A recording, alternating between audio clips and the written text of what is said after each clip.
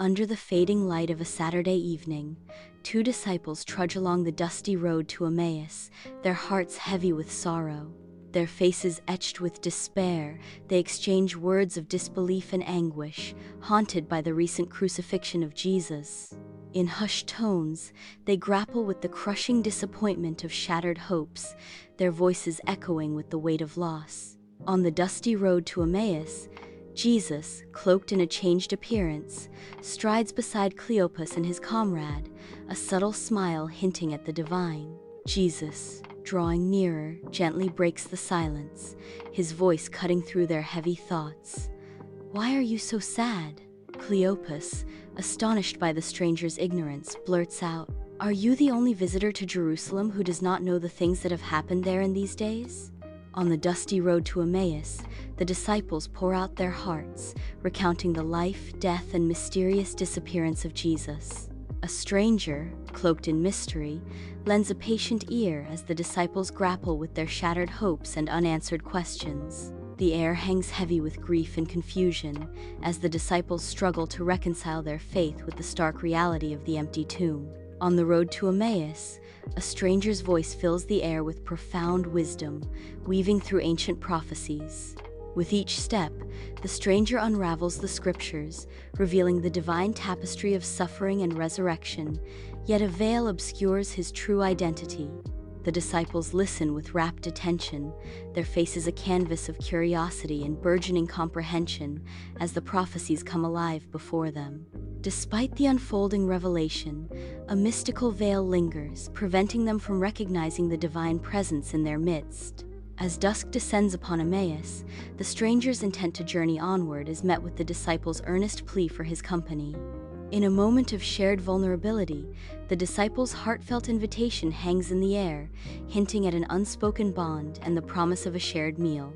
In the quiet of the Emmaus home, a mysterious stranger prepares to share a meal with the wary disciples. With solemn reverence, the stranger lifts the loaf of bread, his gesture echoing ancient blessings and unspoken promises. In a moment of divine revelation, the stranger breaks the bread, unlocking the disciples' eyes to the truth. In the Bedtime, it's said that, as he performs this familiar action, the disciples' eyes are opened. It's said that they recognize him as Jesus. In a moment suspended between disbelief and understanding, the disciples are locked in stunned amazement as they gaze upon Jesus. In a sudden, inexplicable instant, Jesus disappears from their midst, leaving behind an echoing silence and an indelible mark of wonder. The room is bathed in an ethereal glow as the disciples grapple with the profound mystery of what they have witnessed. Under the cloak of night, two disciples, hearts ablaze with joy, embark on a fervent journey back to Jerusalem. Driven by renewed hope, they run with unbridled enthusiasm. Each stride echoes with the promise of a message that could change everything. In the Jerusalem upper room, a palpable sense of anticipation fills the air as the two disciples find their friends gathered. With eyes shining with awe, Disciple 1 exclaims, "We saw him," on the road to Emmaus. Adding to the excitement, Disciple 2 emphatically declares, "It's true, we walked and talked with Jesus." In the Jerusalem upper room, a palpable veil of doubt smothers the disciples as they grapple with the impossible news. Unyielding, the two disciples ignite the room with their fervent insistence, their voices a beacon of unwavering conviction. With every word, they weave a vivid tapestry of the resurrected Christ, painting a portrait of hope amidst the stifling disbelief. In the Jerusalem upper room, the disciples gather, their faces masks of fear as they seek refuge from unseen threats. Behind bolted doors, the weight of uncertainty presses down, transforming each breath into a silent plea for deliverance. The air grows thick with unspoken dread as their silent prayers echo in the dimly lit chamber. In the upper room, an unexpected presence sends shivers down the spines of the disciples as Jesus materializes. Terror grips their hearts as they mistake him for a specter from the other side. Trepidation fills the Jerusalem upper room as faces etched with fear peer from the shadows. Jesus' gentle voice breaks the silence. "Don't be afraid," he urges, offering solace and courage to his frightened followers. With unwavering resolve, Jesus invites them to examine his wounds, bridging the gap between doubt and belief. Jesus ends his speech with an invitation: "Touch me, and see that I am made of flesh and bone." In the Jerusalem upper room, Jesus reveals the wounds on his palms, a testament to his sacrifice. With serene grace, Jesus gestures to the spear wound on his side, a silent echo of his ordeal. The disciples gasp in awe and disbelief, their faces mirroring the impossible reality unfolding before them. A wave of joy surges through the room, washing away the lingering fear and doubt, replaced by an overwhelming sense of hope. In the Jerusalem upper room, Jesus surveys the scene with a gaze brimming with warmth and profound empathy. With gentle curiosity, Jesus asks, "Do you have anything here to eat?" In a gesture of humble offering, they present him with cooked fish and honeycomb, a simple yet heartfelt provision. In the Jerusalem upper room, Jesus shares a meal, solidifying the disciples' belief in his resurrection. The atmosphere thickens with awe, as each bite taken by Jesus further dispels their doubts. The room is filled with quiet wonder as their doubts transform into unwavering faith. Amidst the humble confines of the upper room, Jesus stands, his sincere gaze enveloping his followers in a profound moment. With each deliberate gesture, Jesus underscores the gravity of his words, weaving a tapestry of destiny and divine orchestration.